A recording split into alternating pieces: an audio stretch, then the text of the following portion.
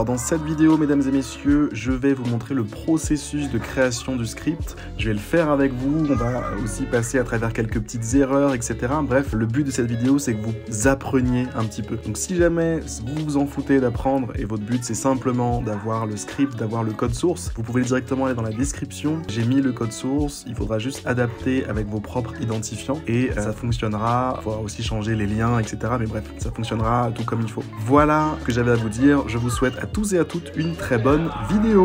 Mesdames et messieurs, bien le bonjour. Dans cette vidéo, nous allons faire un petit tutoriel. Tutoriel pour quoi faire, me direz-vous? Eh bien, pour être prévenu au cas où des places pour le centre de loisirs de votre enfant se libèrent. Vous le savez tout autant que moi, si jamais vous ratez le jour où les places sont publiées, c'est terminé, c'est foutu. À partir de là s'annonce le véritable parcours du combattant. Vous êtes là tous les jours, vous devez vous connecter pour aller voir si oui ou non de nouvelles places sont débloquées. C'est chiant, on n'a pas que ça à faire. Et c'est pour cette raison, mesdames et messieurs, que nous allons créer un programme informatique qui va faire cette petite tâche chiante à notre place. Il va aller se connecter. Donc concrètement, voilà ce qu'il va faire. Je vais vous montrer ce qu'il va faire. Il va aller sur la page de mon espace personnel, je sais pas quoi, de ma ville. Il va écrire mes identifiants ici et il va appuyer sur connexion. Ensuite, ce bot, il va cliquer ici sur effectuer une réservation. Il va cliquer sur mon fils ici. Et là, il va démarrer le processus pour faire cette réservation. Il va cliquer sur commencer en bas. Et là, il va arriver sur la page sur laquelle les fameuses disponibilités sont là.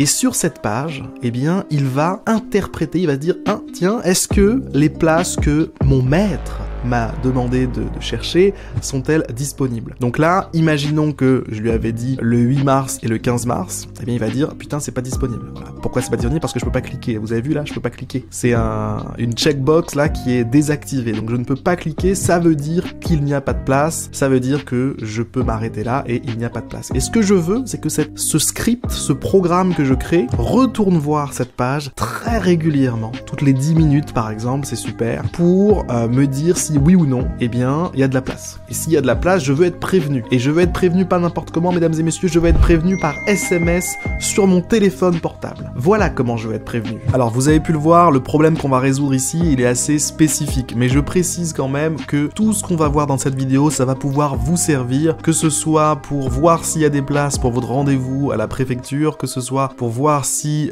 votre paire de baskets préférée a été réapprovisionné, c'est pas facile à dire. Bref, que ce soit pour faire toute forme de tâche similaire, vous pourrez le faire parce que vous aurez compris comment faire. Et c'est ça le vrai pouvoir que je vous donne dans cette vidéo. Donc voilà ce qu'on veut faire ensemble. On va pas perdre plus de temps, on va directement se lancer dans le code. Je vais vous montrer tout ça. C'est parti, c'est maintenant. Donc je vous invite, si jamais vous n'avez pas d'éditeur de code, à aller télécharger VS Code. C'est très simple. Vous tapez VS Code, vous allez tomber sur ce truc-là. Ça vous permet d'écrire du code, d'exécuter votre code. Bref, c'est génial. Téléchargez VS Code maintenant s'il vous plaît. Deuxième chose à télécharger, c'est Node.js. Donc vous tapez Node.js, vous allez tomber sur Node.js et vous téléchargez la version qui est adaptée à votre machine, à votre ordinateur. Pourquoi est-ce qu'on télécharge Node.js? Tout simplement pour pouvoir lancer sur notre machine des scripts JavaScript. Ça va être utile. Ensuite, vous allez avoir besoin de deux dernières choses. Le premier truc, c'est Puppeteer. Alors Puppeteer, qu'est-ce que c'est? Eh bien, c'est ça. C'est ce qui va vous permettre, avec du code JavaScript, d'aller sur le site, de pouvoir cliquer ici, attendre, machin, ouvrir cette page. Bref, ça vous permet de naviguer sur Internet sans avoir à le faire vous-même. C'est une librairie JavaScript. Donc je vous invite tout de suite à l'installer, cette librairie. Et pour ça, vous pouvez faire npm i Puppeteer. Alors, comment est-ce qu'on fait? Me direz-vous, peut-être que vous n'êtes pas encore dans le milieu, vous connaissez pas. Vous allez ouvrir Visual Studio Code. Vous allez créer un nouveau fichier que vous allez appeler bot.js, par exemple.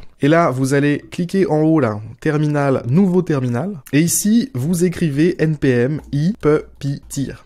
Voilà, comme ça, vous allez installer Puppeteer. C'est bon, c'est installé. Deuxième chose que vous devez installer, c'est Twilio. Twilio, qu'est-ce que c'est? Eh bien, c'est ça. Grâce à Twilio, vous allez pouvoir utiliser une API qui va vous permettre simplement d'envoyer des SMS. Donc, vous allez voir, c'est complètement gratuit. Je vous invite à créer un compte sur Twilio, machin, vous allez voir, c'est très simple. Vous créez votre compte. Une fois que vous avez votre compte, vous allez voir que vous aurez des crédits, entre guillemets, gratuits pour pouvoir pouvoir envoyer des SMS. Ces crédits, vous allez pouvoir les utiliser. Et vous aurez aussi des informations qui sont intéressantes ici sur votre page d'accueil. Mémorisez-les bien, enfin gardez cette page ouverte sur le côté. Ça va vous servir tout à l'heure quand on va envoyer le fameux SMS. Donc Twilio, ça va être aussi une librairie qu'il vous faudra installer. Donc vous retournez sur votre terminal, vous faites npm i, et cette fois pas Puppeteer, mais Twilio. Et donc voilà, vous avez Puppeteer, vous avez Twilio, vous allez pouvoir maintenant vous lancer dans le code. C'est parti, mesdames et messieurs. Première étape, donc souvenez-vous, on arrive sur cette page et on veut se connecter. Donc cette page, elle a une certaine URL, on va la prendre, cette URL ici. On retourne dans notre programme, vous allez écrire const Puppeteer, donc là on va juste initialiser entre guillemets Puppeteer pour qu'il puisse se lancer par la suite. Et donc là, on a tout de suite des suggestions qui sont faites par notre ami copilote. Donc si vous n'avez pas copilote, eh bien c'est dommage pour vous, vous allez devoir écrire. Et donc les suggestions sont très bonnes, hein. Là on ouvre un navigateur, on ouvre ici un onglet, et là on va sur une page et on prend un screenshot. J'ai pas besoin de prendre le screenshot, j'ai juste besoin d'aller sur une page, et je vais changer cette URL, là c'était Google à titre d'exemple, je vais mettre la page qui moi m'intéresse. Ici dans le launch, je vais changer un petit quelque chose, c'est que je vais mettre une option qui va être celle-ci, headless false. Voilà, donc on va pas prendre le reste de la suggestion, on ferme la ligne et c'est parti. Donc là ce qu'on va faire, c'est qu'on va directement lancer le script simplement pour voir si tout est ok. Vous faites node.bot.js et ça devrait lancer un navigateur. Ça allait très très vite, mais normalement ça a fonctionné. Donc juste pour pouvoir voir ce qui se passe, on va créer une fonction pour attendre. Later. Un genre de sleep avec les millisecondes comme ça. Donc 5000 millisecondes, ça nous fait 5 secondes. Maintenant il faut juste créer la fonction sleep. Donc on va aller juste au-dessus et on va faire fonction sleep. Et voilà. On a Copilot qui m'a suggéré la fonction. C'est très bien, ça va marcher comme j'en ai envie. On relance le script en bas dans le terminal. Et normalement, on devrait pouvoir vérifier que tout fonctionne comme il faut. On arrive bien sur la page. Vous avez vu, ça fonctionne, c'est ce qu'on voulait. Génial. Première étape résolue, accomplie, mesdames et messieurs. Deuxième étape, il va falloir mettre ici, dans les deux champs qui sont là, les identifiants. Donc comment est-ce qu'on va s'y prendre pour ça? Eh bien, grâce à Puppeteer, vous allez voir, vous allez pouvoir écrire dans des champs. La première étape, c'est de connaître l'ID du champ. Donc pour connaître l'ID du champ, je vous invite à aller dans vos petits paramètres là ici, Chrome. Vous avez plus d'outils ici, et là vous avez outils de développement. Donc vous pouvez taper sur ce raccourci aussi pour les ouvrir. Ok, donc une fois que vous l'avez ouvert, vous avez un petit outil là qui s'appelle inspecter. Vous le sélectionnez, et là vous pouvez choisir n'importe quel élément. Vous arrivez là-dessus et vous allez voir que, hop, ID, username. Super, vous récupérez ça. Ça va nous servir. Juste après notre sleep, on va faire un page type. Donc là, pour préciser que c'est un ID, vous mettez un hashtag, vous mettez du coup username, et là, virgule, et là, le paramètre suivant, l'argument suivant, là, dans la fonction, ça va être votre identifiant, en fait. Votre identifiant directement pour vous connecter. Donc moi, je mets le mien, mettez le vôtre. Bien évidemment, le deuxième truc à faire, c'est de faire la même chose pour le mot de passe. Donc, on regarde, on vérifie l'ID de ce champ-là, c'est bel et bien password. Donc super, on retourne ici, password, et donc là, vous mettez votre mot de passe. Hop, voilà. Ça c'est fait, une bonne chose de faite. On va pouvoir voir si ça fonctionne. Quoique non, on va aller un peu plus loin avant de vérifier si ça fonctionne. On va directement cliquer sur le bouton connexion. Comme ça, ce sera fait. Donc le bouton connexion, il a un ID qui s'appelle BTN se connecter, await, page, et donc là on fait clic, et on va cliquer sur quoi? Eh bien sur hashtag BTN se connecter. Point virgule, et c'est parti, on teste la machine. On va juste faire un petit sleep aussi. Voilà, juste pour voir, sinon on verra rien. J'enlève celui-là, j'en ai plus besoin. Roulement de tambour. Super, vous avez vu, le bot vient de se connecter par lui-même. Ça fonctionne, mesdames et messieurs, ça fonctionne. Ok, donc maintenant qu'on s'est connecté, donc on va faire la même chose de notre côté en parallèle manuellement pour pouvoir suivre comme ça progressivement les différentes étapes. Donc l'étape suivante, c'est de cliquer là-dessus, puis ensuite cliquer sur Naël ici. Naël qui est mon fils. C'est parti, on y va. Donc cliquez sur ça. Qu'est-ce que c'est que ça? On va faire pareil que d'habitude, on inspecte, on trouve l'ID, on le copie et on va dans notre script faire page, click, hashtag, ce qu'on vient de copier. Voilà. Et juste après, on a besoin de cliquer sur un autre truc. Donc on va mettre un petit slip quand même. C'est un petit slip de sécurité. C'est super drôle dit comme ça. Ouais, là je mets un petit slip de sécurité. Et donc là, on va récupérer l'ID de toute cette barre là sur laquelle on peut cliquer. Donc la première étape, c'est de la trouver là dans la liste des éléments HTML. Et donc une fois qu'on l'a trouvée, ça devrait être celle-là, là, on va pouvoir récupérer l'ID et faire un petit clic, hashtag, et vous coller. Voilà, ok. Donc normalement, en faisant ça, on devrait se retrouver de l'autre côté, donc juste après ce clic, sur le début de la démarche de réservation. Donc après, il nous restera plus qu'à cliquer sur commencer et on sera sur la bonne page. Et on pourra commencer à faire quelque chose d'intéressant. Donc je vais juste ici remettre un petit slip de sécurité, comme on dit chez nous. Ok, donc là on est sur la page, normalement ça devrait cliquer, super. Et là ça devrait cliquer, super. Ça clique et on arrive sur le début du processus de réservation. Ça avance bien, mesdames et messieurs. On continue. Donc l'étape suivante, quelle est-elle? Une fois qu'on est sur cette page, on veut cliquer sur commencer. Donc on inspecte, on a un ID ici qui s'appelle LNK commencer démarche. Donc on va cliquer là-dessus. Hashtag LNK commencer démarche. On fait une petite attente, un petit slip de sécurité, tu sais ce que c'est, Michel. Et donc après ce petit slip de sécurité, on devrait arriver ici. Et donc à partir de là, on va pouvoir commencer les choses sérieuses, c'est-à-dire la vérification des dates que l'on recherche. Donc je vérifie juste si tout fonctionne bien jusqu'à maintenant. On clique bien là, on clique bien là-dessus.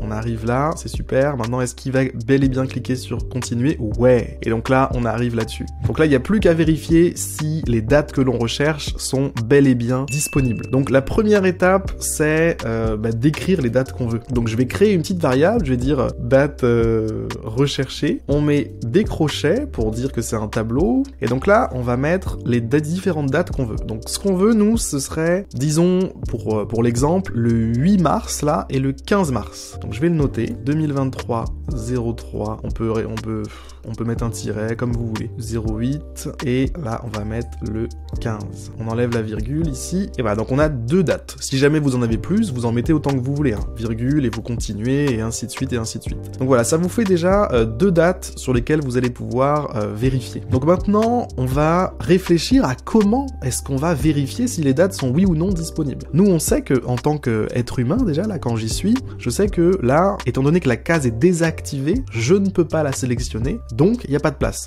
Ça veut dire que l'inverse devrait donner l'inverse. En gros, si là je peux cliquer, si c'est sélectionnable là, ce checkbox, et bien dans ce cas-là, ça veut dire qu'il y a des places. Donc on va se baser là-dessus pour notre vérification. Donc juste ici, on va continuer, on va faire une boucle qui va date recherchée, attention sans S, of date recherchée avec S, attention.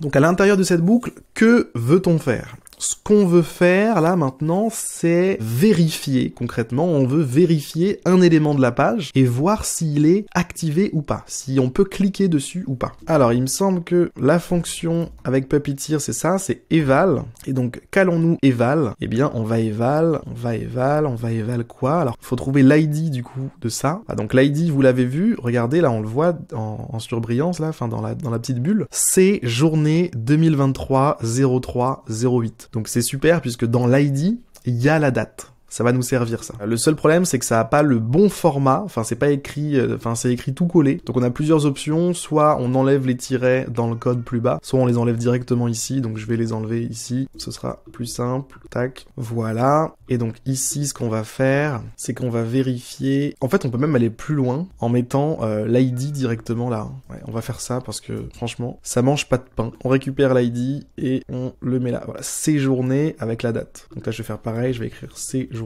avec la date. Voilà. Ça reste assez compréhensible, lisible. Et donc moi, de mon côté, ce qu'il faut que je fasse, c'est ça. Et là, vous allez mettre L disabled est égal à false. Ouais, donc là on va faire un if en fait. Pardon, c'était pas un await, c'était plutôt un if qu'il fallait faire. Donc là on part là-dessus. Attendez, hop, voilà, if. Parce qu'en fait, dans le cas où la case n'est pas désactivée, ça veut dire qu'on peut cliquer dessus. Dans ce cas-là, on va dire, hey, cette place est libre. Donc dans ce cas-là, on va envoyer un SMS avec, hey, telle place est libre. Donc ok, on va jusqu'au bout. Donc là, on va remplir un genre de tableau date libre dans lequel on va mettre la date qu'on vient tout juste de vérifier qui est disponible. Donc là, il faut qu'on déclare le tableau un peu avant. Date libre est égale à tableau vide. Et on peut fermer cette condition, il n'y a que ça à faire. Et donc là, normalement, à la fin de cette boucle, je devrais me retrouver avec un petit tableau dans lequel date libre, enfin en fait, si jamais il y a des dates libres en tout cas, date libre sera remplie des différentes dates libres qui sont libres. J'ai dit beaucoup de fois libre là, mais j'espère que vous avez capté. Ce que je vous propose, c'est de faire un petit test. On va faire un console log juste pour afficher les dates libres. Et on va inverser la condition, parce qu'étant donné qu'il n'y a pas de date libre là, ça va être chiant.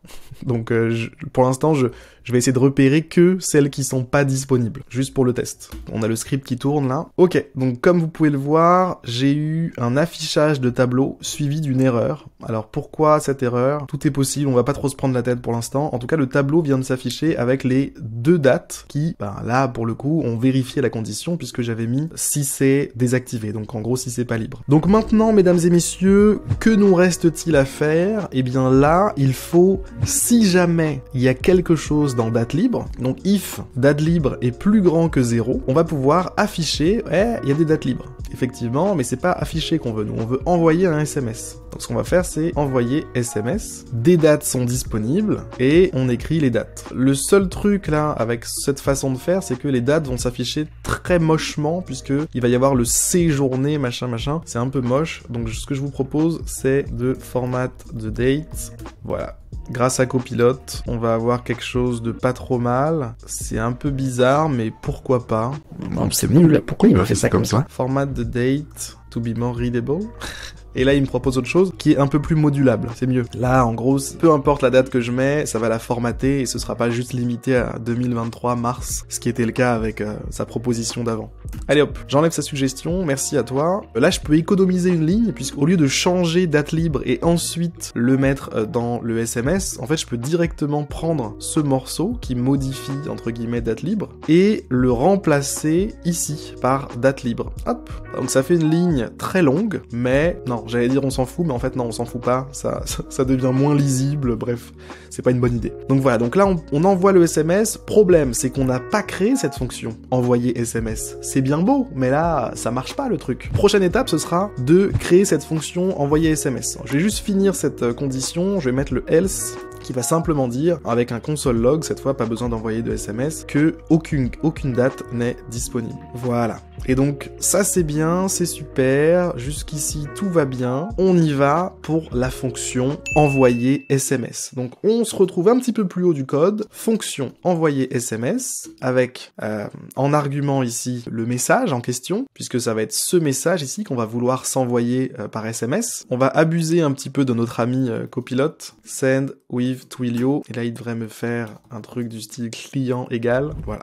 Il faut un peu le pousser, mais au final il fait les bails. Client égal, client message, on va juste vérifier juste rapidement, très rapidement, comment fonctionne l'API de Twilio pour être sûr. Vous allez sur la documentation de Twilio, vous avez ici un Node.js Quick Start, et vous avez ici un code fonctionnel, donc on va copier tout ça, on va aller là, et je vais simplement le mettre là, voilà, bim. Et voilà, donc ça c'est du code qui fonctionne, on l'a pris sur Twilio directement, on est sûr qu'il n'y aura pas de problème. Maintenant il suffit juste de remplacer les différents trucs, donc là typiquement le Twilio account SID, je vous invite à le remplacer par votre propre SID, pareil pour le token ici, et pareil pour votre numéro accordé par Twilio ici. Donc je le fais de mon côté, account SID, je le remplace ici, tac. Ensuite le hot token, je le récupère là, et je le remplace ici, bim. Et enfin, le numéro de téléphone que je remplace ici. Ok,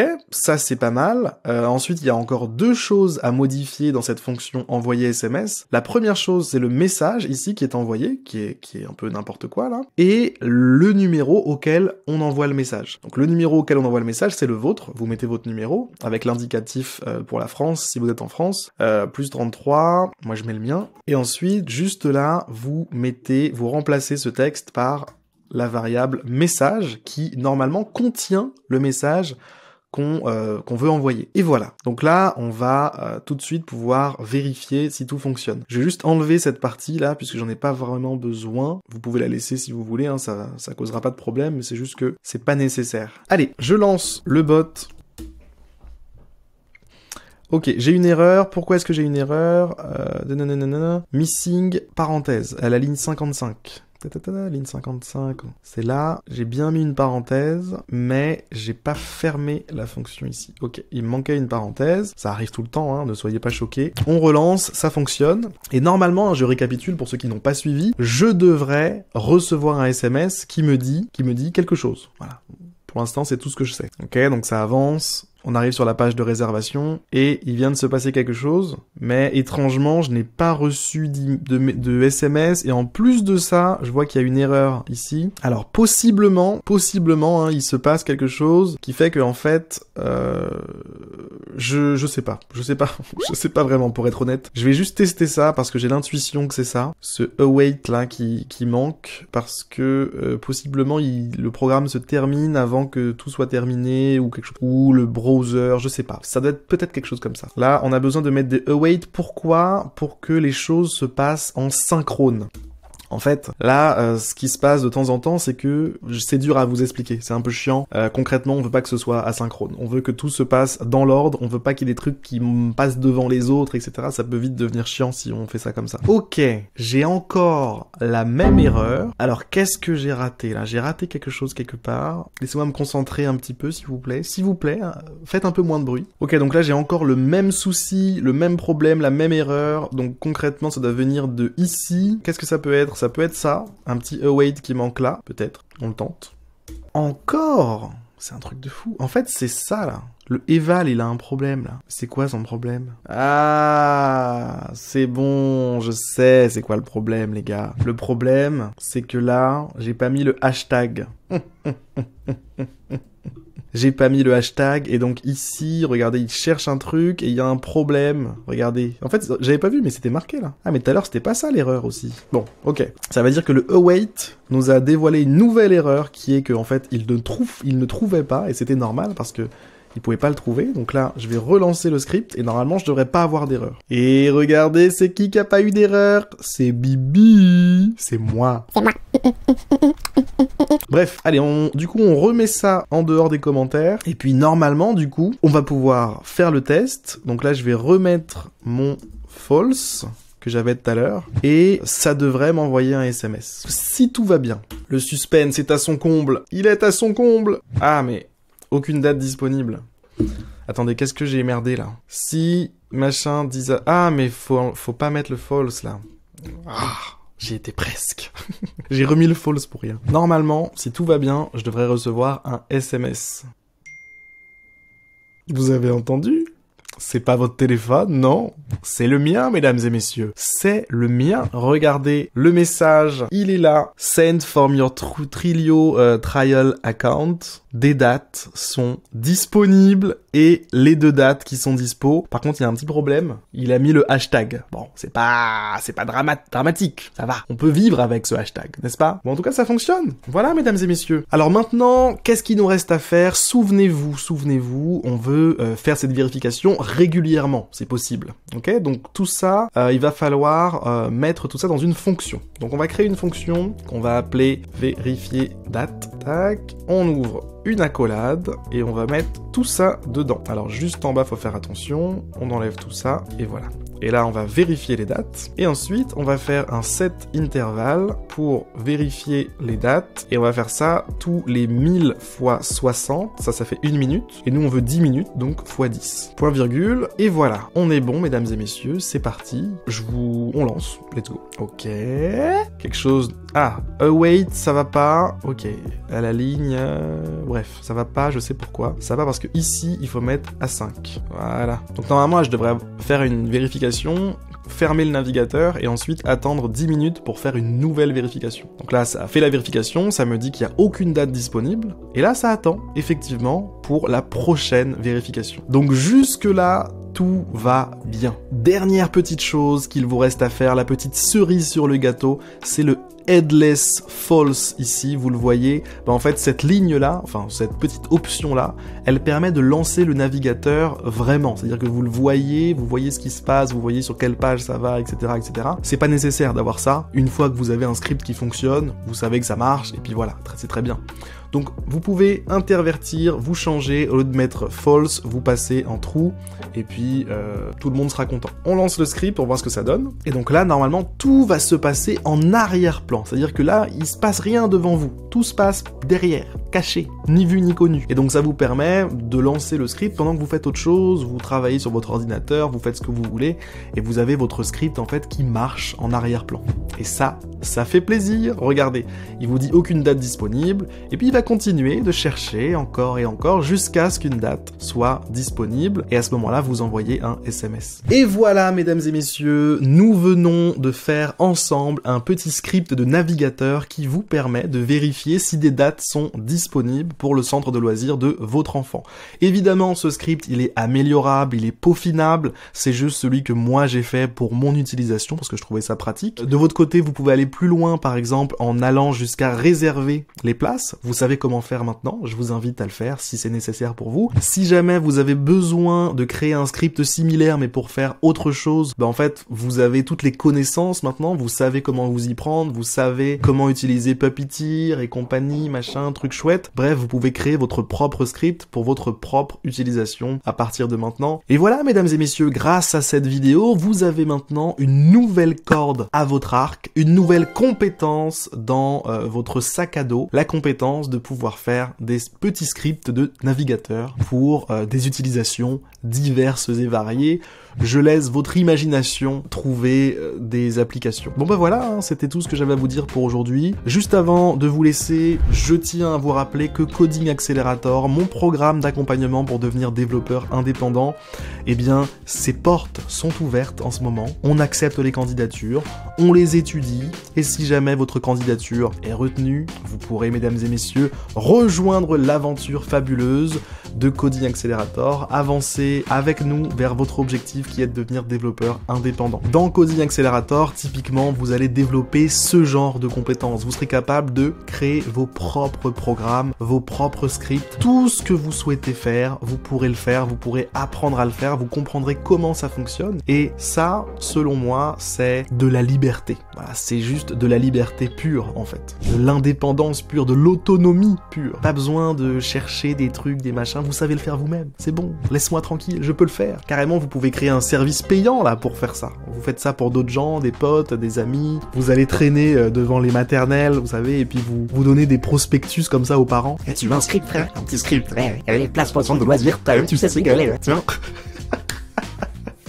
Le dealer de place. Ne faites pas ça. Ne faites pas ça. C'est pas une bonne idée. C'est pas une bonne idée, les gars. Non, je vous le dis. Vous allez finir banni de quelque chose. Enfin, c'est pas la peine. Bah voilà, hein. Allez, je vous laisse, moi. Hein. J'ai des choses à faire, donc on se capte la prochaine fois, la semaine prochaine.